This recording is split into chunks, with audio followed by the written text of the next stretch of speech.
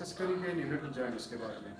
مطلب بچوں میں جو ابتحان ہوتا ہے پیدائش کے بعد یہ کیوں ہوتا ہے, کیسے ہوتا ہے, اور اس میں مطلب کیا کیا اس طرح احتیاطی تدابیر ہے, یا گھر میں مطلب نارمل لائف میں لوگ کیا غلطی کر پاتے ہیں, کس طرح مطلب یہ ٹریٹ کرتے ہیں نا, تو کیوں ہوتا ہے, اس کو کیسے ٹریٹ کیا جاتے ہیں, اور احتیاطی تدابیر کیا ہوتے ہیں.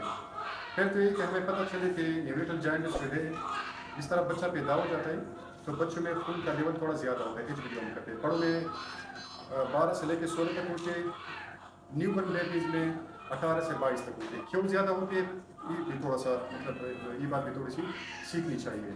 پہلی بات تو یہ کہ بچوں جس طرح جتنا ہم ہائی الٹیٹیوڈ پہ جاتے ہیں, مطلب ہائٹ پہ چلے جاتے ہیں تو وہاں پہ ایچ پی لوگوں کی زیادہ ہو جاتی ہے. اس طرح چترال جاتے ہیں, اپر دیر جاتے ہیں, اس طرح مطلب سی لیول پہ جاتے ہیں تو وہاں پہ ایچ پی لیول کم ہو جاتی ہے. ہائٹ پہ چلے جاتے ہیں تو وہاں پہ مطلب ایچ پی زیادہ ہو جاتی ہے. تو بچہ جب فٹل لائف میں ہو نا, ماں کے پیٹ کے اندر ہو, تو وہاں پہ آکسیجن سیچوریشن کم ہوتی ہے, 65% تقریباً ہوتی ہے. تو وہاں پہ آپ کی ایچ پی لیول جو ہے وہ زیادہ ہو جاتی ہے. اس لیے نیو برن بیبیز میں نارمل ایچ پی لیول جو ہے وہ 18 سے 22 تک ہے.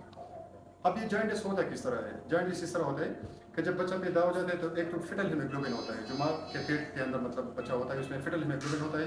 پھر جب بچہ پیدا ہو جاتا ہے تو وہی فٹل ہیموگلوبن جو ہے اس کی ہیمولائسس ہو جاتی ہے, وہ ٹوٹ جاتا ہے نا, اور نیو مطلب جو ایڈلٹ ہیموگلوبن ہے وہ آہستہ آہستہ بن جاتا ہے. تو جو ہیموگلوبن کے ہیمولائسس ہوتی ہے نا, جو ہیموگلوبن ٹوٹ جاتا ہے اسی سے بلروبن بنتا ہے. ابھی اسی ٹائم پہ مطلب ہمارا جو ہے لیور اتنا میچور نہیں ہوتا, لیور انزائمز اتنے زیادہ سفیشینٹ نہیں ہوتے, تو بیچ میں کیا ہو جاتا ہے کہ ہمارے جو ایس بی آر ہے وہ تھوڑا سا زیادہ ہو جاتا ہے. مطلب لیور کے لیے وہ کنٹرول کرنا تھوڑا سا مشکل ہو جاتا ہے. وہ سیکریٹ ہوتا ہے کہاں سے, لیور میں جاتا ہے, کنجوگیشن ہوتی ہے اور مطلب انٹسٹائن کے تھرو خارج ہو جاتا ہے. لیکن چونکہ لیور میچور نہیں ہوتا, لوڈ زیادہ ہوتا ہے, تو اسی وجہ سے جانڈس تھوڑا سا زیادہ ہو جاتا ہے. اب لوگ یہ کس طرح مطلب کنٹرول کر سکتے ہیں, کس طرح اس کا علاج ممکن ہے, کیا کیا مطلب لوگ کیا کہتے ہیں اس کے بارے میں.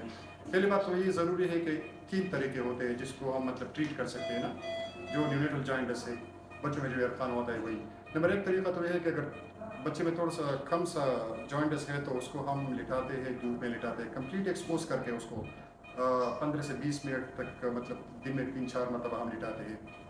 اب یہ ضروری ہے کہ بچوں میں مطلب یہ سورج میں ہم کیوں لٹاتے ہیں, اس طرح کوئی اور لائٹ میں کیوں نہیں لٹاتے, تو سورج میں الٹرا وائلٹ ریز ہوتے ہیں, الٹرا وائلٹ ریز کی وجہ سے ہم ڈالتے ہیں سورج میں. دوسرا طریقہ یہ ہے کہ مطلب ہم اس کو فوٹوتھراپی, جو ہاسپٹلز میں اس کے لیے اسپیشلائز لائٹس ہوتے ہیں, اس کو فوٹوتھراپی لائٹس, یہ جو بچہ نیچے پڑا ہے یہ اس کو ہم اوور کرتے ہیں, ٹھیک ہے. تو یہ اس کو فوٹوتھراپی لائٹس کہتے ہیں, تو اس سے کنٹرول ہوتا ہے. تو اس میں بھی الٹرا وائلٹ ریز ہوتے ہیں. اب اکثر لوگ کہتے ہیں کہ گھر میں کیوں نہ ہم یہ نارمل لائٹ لگوا لیں, تو نارمل لائٹ میں چونکہ الٹرا وائلٹ ریز نہیں ہوتے, اسی وجہ سے مطلب وہ کام نہیں کرتا, ویسے ہی خود کو دھوکہ دے دینا ہے. تو نہ فوٹوتھراپی نہ بچے کو مطلب پیدائشی اگر جوائنٹس ہے تو اس کے لیے کوئی دوائی علاج ہے, اگر کوئی کہتا ہے تو وہ غلط کہتا ہے. اور نہ مطلب گھر میں ہم اپنے وہ گھر والی لائٹ لگوا سکتے ہیں, اس سے کچھ نہیں ہوتا ہے. پہلے میں نے آپ لوگوں کو بتا دیا کہ اگر تھوڑا سا کم ہے تو ہم سورج میں بچے کو لٹاتے ہیں. دوسرا ہم مطلب فوٹوتھراپی لائٹ ہے. اگر بہت زیادہ جوائنٹس ہے تو پھر کیا کرتے ہیں, اس کو ہم پھر ایکسچینج ٹرانسفیوژن کرتے ہیں, اس کو خون مطلب چینج کرتے ہیں. اب کچھ فیکٹر اس طرح ہے کہ جس طرح کچھ لوگ کہتے ہیں کہ ماں کو کوئی پرہیز کرنی چاہیے کہ نہیں چاہیے, تو ماں کو کوئی بھی پرہیز نہیں کرنی چاہیے, کیونکہ میں نے آپ لوگوں کو بتا دیا کہ جوائنٹس مطلب بلروبن بنتا کس طرح ہے. تو وہ نارمل ایک پروسیس ہے, ٹھیک ہے. بلروبن آپ کا مطلب جو ایچ بی ہوتی ہے زیادہ ہوتی ہے, اور وہ مطلب ہیموگلوبن جو وہ ٹوٹ جاتا ہے, ہیمولائسس ہوتا ہے, اسی وجہ سے بنتا ہے. تو اس کے مطلب ماں کے خوراک کا کوئی مطلب یا پرہیز کا کوئی لینے دینے نہیں ہوتا. البتہ ایک ہے انٹیریور ہیپیٹک سرکولیشن. تھوڑی سی چیزیں ہیں جو میڈیکل اسٹوڈنٹس یا ہیلتھ پروفیشنل کے لیے ڈسکس بھی کرتا ہوں بیچ میں, جس طرح انٹیریور ہیپیٹک سرکولیشن ہے. یہ جو جوائنٹس ہے ایس بی آر ہے, آپ کا لیور سے پاس ہو کے کنجوگیٹ ہوتا ہے, یا ڈائریکٹ بلروبینس ہم اسے کہتے ہیں, تو وہ انٹسٹائن میں چلا جاتا ہے. انٹسٹائن سے پھر مطلب پاس ہو جاتا ہے, ایکسکریٹ ہوتا ہے. لیکن کبھی کبھار اگر بچہ خوراک نہیں لیتا, اس میں مطلب اسٹول نہیں ہے, اس طرح کچھ نہیں ہے, تو کیا ہوتا ہے کہ جس طرح اور چیزیں انٹسٹائن سے واپس ایبزارب ہوتی ہے بلڈ سرکولیشن میں, تو اسی طرح وہ بلروبن بھی ایبزارب ہوتا ہے اور سرکولیشن میں ہمارے بلڈ سرکولیشن میں آ جاتا ہے. اس کو ہم انٹیریور ہیپیٹک سرکولیشن کہتے ہیں. تو اگر بچے کو خوراک کم ہے تو وہ انٹیریور ہیپیٹک سرکولیشن ہو جاتا ہے, اور بچے کو میں جوائنٹس زیادہ ہو جاتا ہے. اچھا دوسری بات یہ تو میں نے بتا دیا کہ اگر بچے کو مطلب ماں کا کوئی پرہیز نہیں ہے مطلب فیڈ دینے چاہیے مسلسل فیڈ دینے چاہیے تو یہ مطلب چیزیں ہوگی.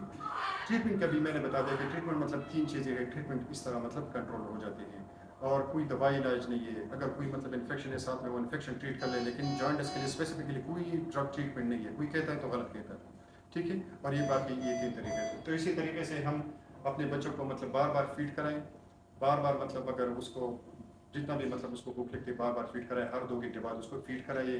اور اگر تھوڑا سا زیادہ ہے تو پھر ہاسپٹل لے کے ہاسپٹل میں مطلب فوٹو تھراپی لگائیں گے. اگر ایکسچینج ہے تو وہ لیکن وہ ڈیسائڈ کرے گا ہیلتھ ڈاکٹر جو ہے وہ آپ کا ڈیسائڈ کرے گا. اسی 3 طریقوں سے ہم جوائنٹس کو کنٹرول کر سکتے ہیں. Thank you.